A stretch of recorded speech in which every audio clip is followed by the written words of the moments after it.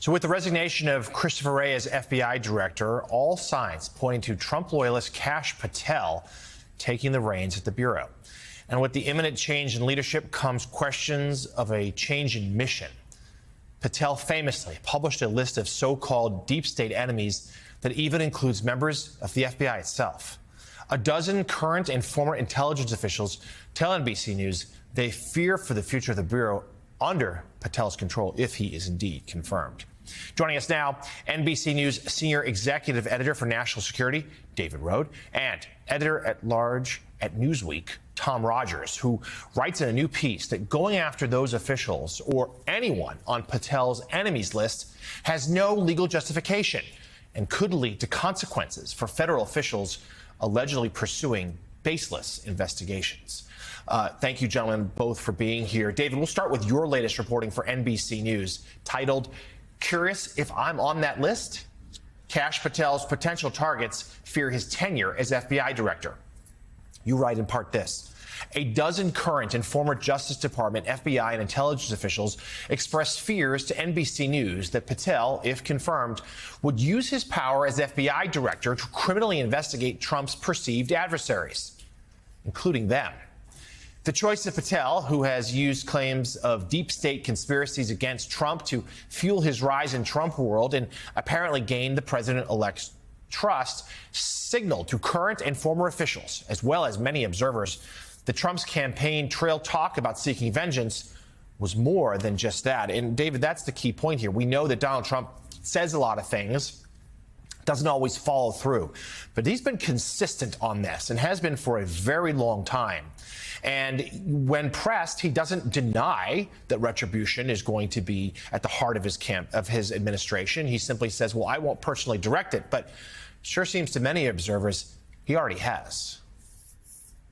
Yeah, that's the sense. And look, there's a real sense of frustration among Trump supporters and Republicans that they think he was or has been unfairly prosecuted by Democrats. But this is on a broader level. That quote in the headline of the story, "Curious if I'm on that list," that came 24 hours after Trump named Kash Patel as his choice for, FBI director. And then I got a dozen other people in conversations and interviews after that who expressed the same sense of alarm and fear about being on that list. They all insist they've done nothing wrong, but they do fear, even if they're not ultimately convicted of anything, a long, protracted federal criminal investigation directed by the FBI, directed by Kash Patel, that could, enormous financial strain on them, hurt their ability to get jobs. And so there is a sense that this is, serious. And just lastly, last week, about 10 days after President Trump said in an interview with NBC News he wanted all of the January 6th committee members to go to jail, a House committee referred Liz Cheney for investigation by the FBI. So it's a pattern here. Tom, I'm wondering if you could talk about the possible pushback to this. Well, the fact that Kash Patel has said he's going to be seeking retribution is been out there for a while. What hasn't been out there is that there are remedies for targets of malicious prosecution by federal officials.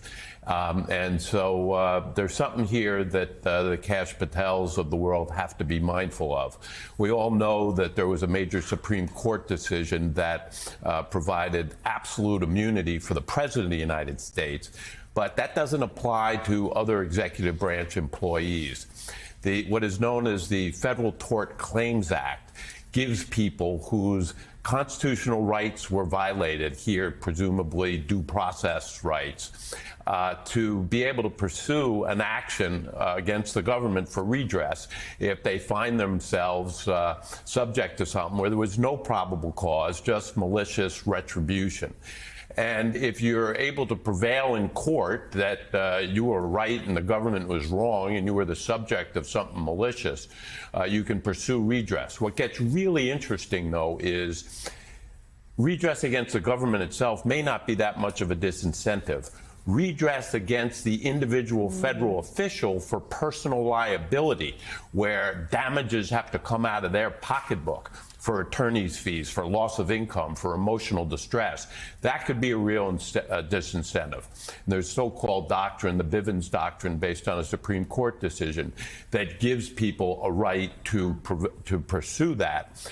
And it could be much more difficult if all that goes on here are criminal investigations. But if it ends in what Patel said, criminal or civil actions, he said he'd have to see which he'd pursue, then the ability for someone to seek redress against the personal official for personal liability exists as a path. So, David, let's talk about, some of the people that Trump and Patel have singled out for, retribution. It's not clear at all what the criminal charge would be. There's never been any sort of real answer to that. Yes, to Tom's point, there are ways that people's lives can be made miserable just being a subject of investigation. But at the end of the day, what is there a real thought that the charges could exist? And would there be people at FBI and other places who'd be willing to investigate, arrest, and bring them? I think that's the key question. So I reviewed the whole 288-page memoir, and it's a list of about 60 people.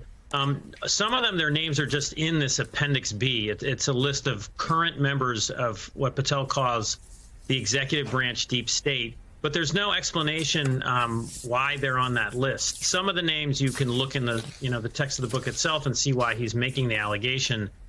So it's a broad brush thing. Look, there's always been what the deep state sort of refers to, what used to be sort of the Washington establishment. People, many of them experts in and outside of government, and that's fine. That's always been a political issue where new presidents come in and attack it. This new term, deep state, and again, he says it in the book. He says they are the ones guilty of the crimes.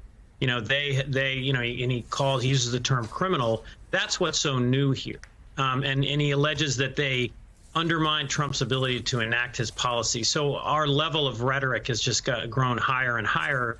I don't know about charges, but the prolonged investigations are sending a message to people: do not investigate Donald Trump in his second term.